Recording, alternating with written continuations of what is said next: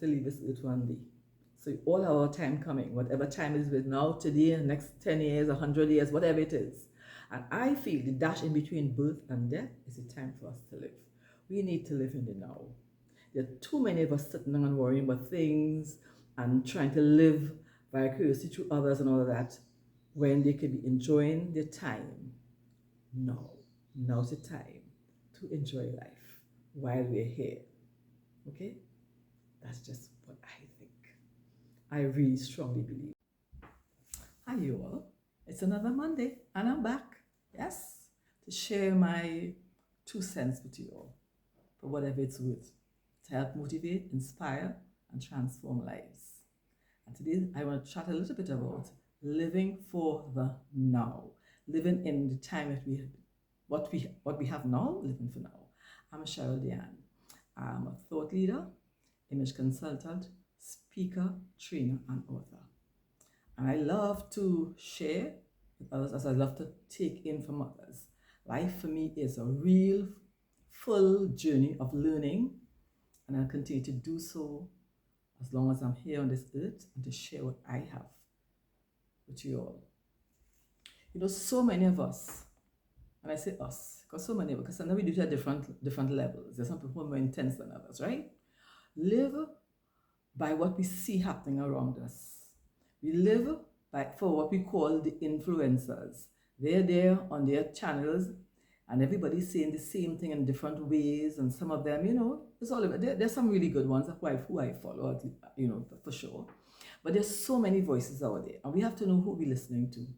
And so many of us are living based on what others say, which is not bad, but we also have to find ourselves in the middle of what we're hearing.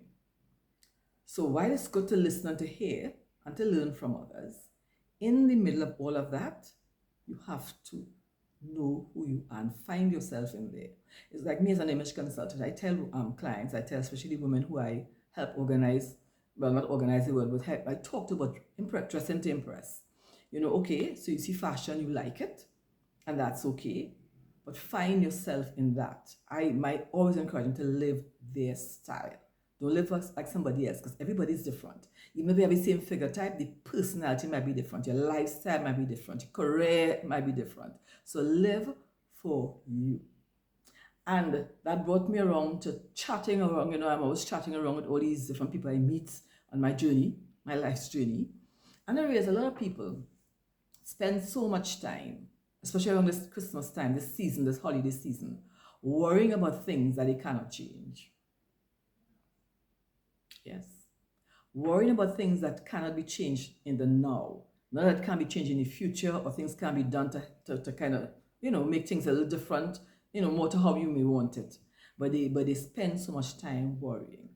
I always tell persons, because I've been, you know, I have done it myself, you know, I have never, well, let me speak about me. I have never worried about something like overnight and got it solved the next morning just by worrying about it.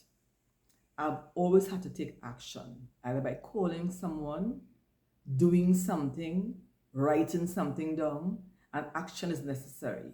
And sometimes when you talk to others, you might be surprised now how easy this is to be resolved. We need to live for now. Like I said yesterday at a function I attended, none of us is guaranteed to get up this morning. As strange as some people might call that morbid, whatever you want to call it, but it's the truth. It is the truth.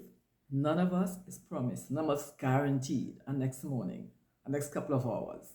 So the thing is, while we are here in the now, why don't we enjoy our lives? And I don't mean, I'm not meaning that we don't, we're not concerned about life and we just live a carefree, crazy life. No, I mean, I expect you to organize, dot your I's, cross your T's, make plans, and do all what you need to do and to prepare yourself for this life. We have to do that every day. But always keep on the mind, back of your mind, or some way the way you could shift things around, move things around. Don't get so fixed in one area where if something happens and you can't go down that road, it is so difficult to turn it around. because you have no alternative. We always have an alternative. Sometimes I think my alternative is to shut it right down. Leave it alone, say a prayer, go and sleep, and come up with another idea, another concept. See what else the Holy Spirit will download into my mind. See what else I can come up with. Because sometimes that just don't work. The left doesn't work, the right may work. Or maybe a combination of both, somewhere in between, a road somewhere in the middle. But let us learn to live for the now. Sitting down and worrying or trying to be like somebody else is just a waste of the time you have here. Your human resource is wasted doing that. Live for the now. While planning for the future and organizing yourself, try to enjoy the moments. Look for the good in everything. I say my motto is that there's good every day, even if there's a pressing something happening in my life. In fact, I could wake up in the morning and I could swing my legs off of my bed and make a cup of tea or a cup of coffee and even call someone, talk to that person about something, or even just get on my knees and pray. There is an alternative to the worrying, to the situation. There's always an alternative. I know one of my videos, a couple or two of them up, I did talk about shutting down my business, the aesthetics business. I did, because I felt that I wanted to come out of the box that everybody had me in for so many years. And I wanted to concentrate more on the work I do for women and girls, to do a little more of that. I wanted people to see me there. Even though I've been there, they keep seeing me in one field. I wanted to step out of it. And then I've been home and I found myself having some extra time in between my other work, because I do have other things that I do, right? And I felt myself, you know what? I don't know if I want to stay home every single day. Probably need to find something to do for at least 2 days a week, so I have that occupied, because I like to dress and leave my house. Gets me out of the home.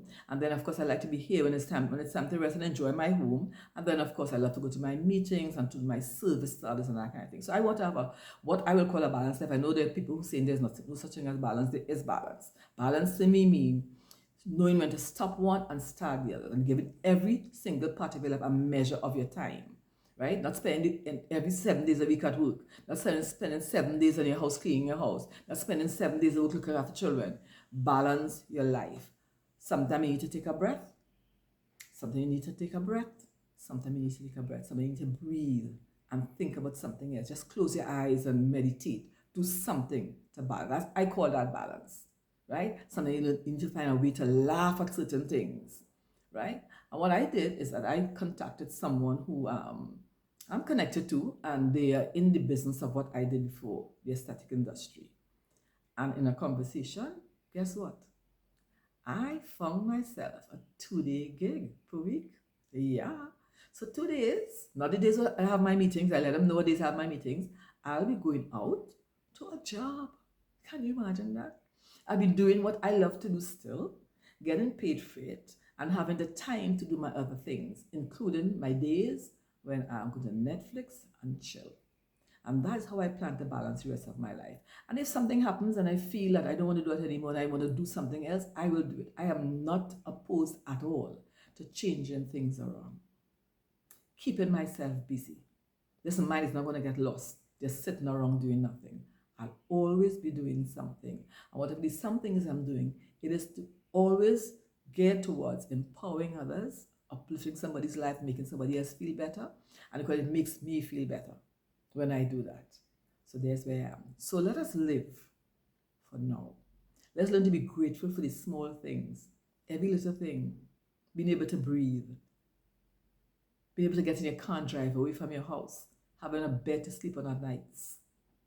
Let us be grateful in the small things, so that when the big things come, we can throw up a celebration in the air. Let's not wait for something big to happen in order to be happy and to celebrate. Let us learn to celebrate every single day of our lives. So I thank you for listening. Remember, living for the now is important. Putting off now, I mean, I guarantee tomorrow, you're wasting your human resource. You're wasting your time, your space. Live for now. While planning for the future, of course, right? I don't want you to be irresponsible. Okay?